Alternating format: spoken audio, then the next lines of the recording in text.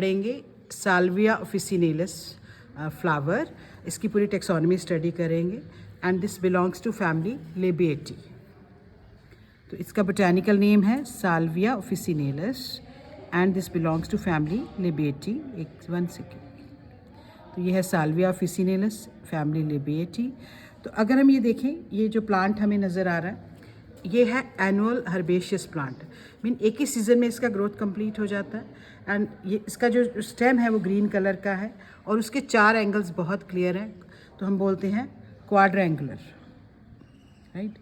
और इसकी जो स्टेम है वो ग्रीन कलर की है। ये हर्बेशियस प्लांट है और इसकी एक खुशबू आती है तो हम बोलते हैं एरोमेटिक स्मेल। जो इसकी स्टेम है वो इरेक्ट है, 4 एंगल अभी हमने देख ही लिए हैं, सॉलिड है, हेयरी है और ग्रीन कलर की है। तो अगर आप इसका नेक्स्ट पार्ट देखिए, इन्फ्लोरेसेंस, जो अभी हमने डिस्कस किया है,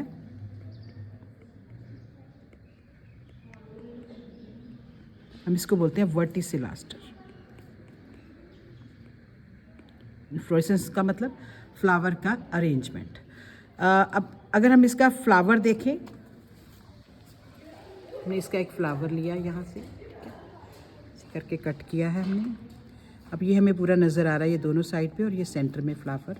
अगर हम फ्लावर देखें इसका, तो उसका यहाँ पर हमें पेडिसल नज़र आ रहा है, ठीक है। तो हम बोलते हैं पेडिसिलेट।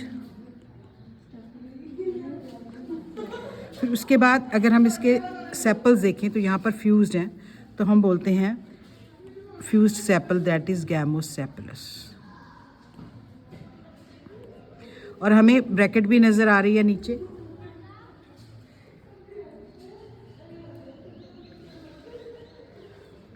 ब्रैकेट भी नज़र आ रही है तो हम बोलेंगे ब्रैक्टिएट।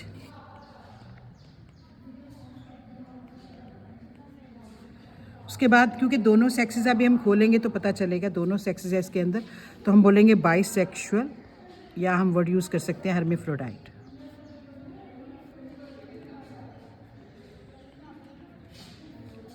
क्योंकि चारों वर्ल्स हैं इसमें, जैसे स्टेमन्स भी है, कार्पल भी है, तो हम बोलेंगे कंप्लीट। क्योंकि इसको अगर हम कट करेंगे तो इसके इक्वल हाफ्स नहीं होंगे, तो हम लिखेंगे जाइगोमॉर्फिक। इरेगुलर फ्लावर है, हम बोलेंगे जाइगोमॉर्फिक। कलर्ड है तो इसका रंग क्या है? रेड। कई बार वायलेट भी होता है, लेकिन यहाँ पर हमें स्कारलेट रेड कलर नज़र आ रहा है। और क्योंकि ओवरी जो है सुपीरियर है तो बाकी सारी चीज़ें उसके बिलो निकल रही है, तो हम बोलते हैं hypogynous. Below ovary, origin of every organ is below ovary, so this is called as hypogynous. तो अगर अब हम इसके पहला वर्ड देखें फ्लावर का, इसको हम बोलते हैं सेपल्स। तो अब सेपल्स जो हैं इसके, ध्यान से देखेंगे तो ऐसे 2 लोब्स बने हुए हैं, ऐसे करके 2 लोब हमें नज़र आ रहे हैं, ठीक है। तो हम इसको बोलते हैं बाइलिप्ड। 2 लिप बने हैं, एक 2 का ग्रुप है, एक 3 का ग्रुप है। अब हम ध्यान से देखेंगे, ये है सेपल्स, इसके घुमा के देखते हैं, और सेपल्स के ऊपर हमें हेयर्स भी नज़र आ रहे हैं, तो हम हेयर ही लिख सकते हैं इनको। क्योंकि कलर्ड है, ग्रीन नहीं है, तो हम बोलेंगे पेटालॉइड। और इसका जो अरेंजमेंट है, क्योंकि इरेगुलर है, तो हम बोलते हैं इम्ब्रिकेट एस्टिवेशन। अरेंजमेंट को हम क्या बोलते हैं? Imbricate aestivation. क्योंकि बाकी अगर ओवरी सुपीरियर है तो बाकी सारे पार्ट क्या होते हैं? इन्फीरियर। तो ये क्या है? इन्फीरियर। अब अगर हम करोला की बात करें, ये हो गए इसके सेपल्स, जिसके 2 लिप बने हुए हैं। मैं इसको ऐसे खोल रही हूँ, तो अब हम देखेंगे ये आ गए इसके पेटल्स। अब इसके पेटल्स के भी 2 लिप बने हुए हैं, अगर ध्यान से देखें तो हमें 2 लिप्स बड़े क्लियर नज़र आ रही है। तो हम लिखेंगे करोला, अगेन 5 हैं और बाइलिप्ड है, ठीक है। और क्योंकि फ्यूज्ड है हमें नीचे से इसका फ्यूजन नज़र आ रहा है, हम लिखेंगे गैमोपेटलस। 2 लोब्स हैं तो बाइलिबिएट या बाइलिबिएट या बाइलिप्ड, कोई वर्ड भी हम यूज़ कर सकते हैं इसके लिए। Again 2 lobes in 1 word and 3 in other, जैसे उसमें 2 और 3 का कॉम्बिनेशन, इसमें भी ऐसे ही है। और इसका भी अरेंजमेंट इरेगुलर है, तो हम बोलेंगे इम्ब्रिकेट एस्टिवेशन।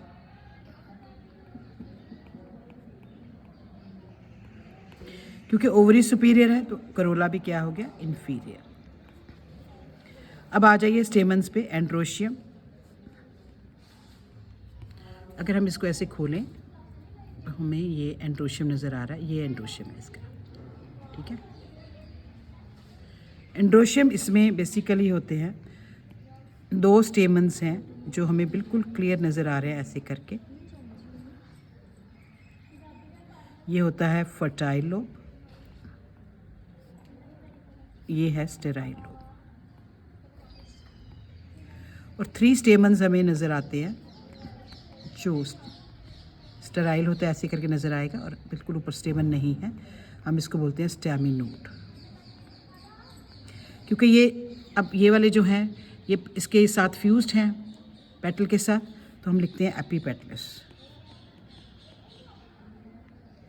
अब आप ये पूरा अरेंजमेंट यहाँ देख सकते हैं स्टेमन्स का, ध्यान से आप देखोगे सारा।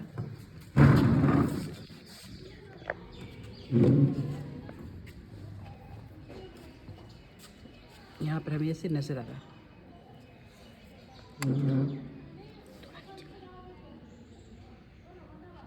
ये देखो आपको, ये हमें एक फर्टाइल लोब नज़र आ रहा है और ये स्टेराइल नज़र आ रहा है, और ये पेटल के साथ फ्यूज्ड भी है, तो हम बोलेंगे एपीपेटलस कंडीशन। और ये हमें यहाँ पर आप देखोगे ये हमें स्टेराइल स्टेमन नज़र आ रहा है, ये वाला, इसको बोलते हैं स्टैमिनोड, ठीक है। ये वाला वाइट वाला आपको नज़र आ रहा है, ठीक है। एपीपेटलस कंडीशन हो गया, ये फर्टाइल लोब, ये स्टेराइल, और ये लंबा सा जो इसको कनेक्ट कर रहा है हम इसको बोलते हैं कनेक्टिव, ठीक है। अगर हम इसकी अब ओवरी देखें, ओवरी स्टाइल एंड स्टिग्मा,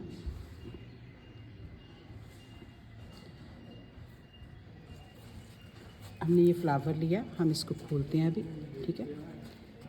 तो हमें यहाँ पर इसका ओवरी स्टाइल एंड स्टिग्मा दिखेगा, वो हम अभी देखेंगे।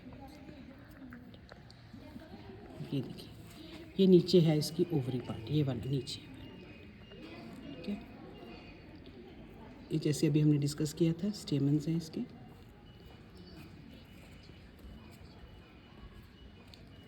ये हम खोल रहे हैं ऐसे करके दिखाने के लिए कि ये जो पार्ट है इसका, ये लंबा वाला, ये है स्टाइल। तो नीचे हमें नज़र आ रही है, ये एक मिनट इसको उतार के देखते हैं ऐसे करके, ठीक है। ये ओवरी और ये इसका ऐसे था, ये है स्टाइल, जैसे ये ओवरी हो गई style, and this is bifid stigma. और ये हमें अपने ओवरी का सेक्शन कट किया है, और हमें ये टेट्रालोकुलर नज़र आ रही है, एक्साइल प्लेसेंटेशन।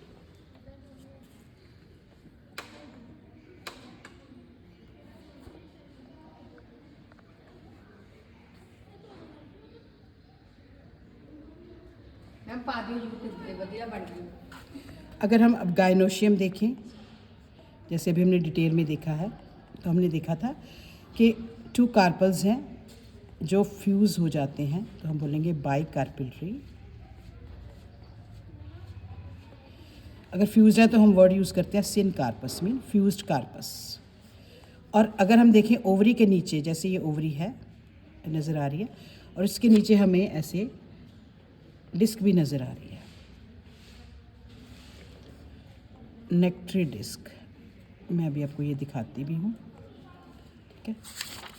तो अगर हम इसके, जैसे अभी हमने सेक्शन कट करके देखा था, ऐसे करके देखा था कि इसके ऐसे 4 लोब्स हैं, हर एक में ओव्यूल है ऐसे टेट्रालोकुलर। पहले एक्चुअली 2 लॉक्यूल्स होते हैं, बाद में ये टेट्रालोकुलर हो जाता है, और प्लेसेंटेशन है एक्साइल।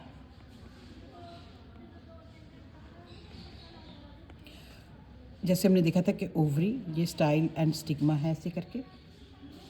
तो बाकी जो चीज़ें हैं जैसे स्टेमन्स वगैरह यहाँ से निकल रहे हैं, ठीक है। तो यहाँ पे ओवरी ऊपर पड़ी हुई है, तो हम ओवरी को बोलते हैं सुपीरियर। सो अगर हम इसका नेक्टरी डिस्क देखें, तो वो भी हम एक बार देखते हैं दोबारा से, नेक्टरी डिस्क इसकी।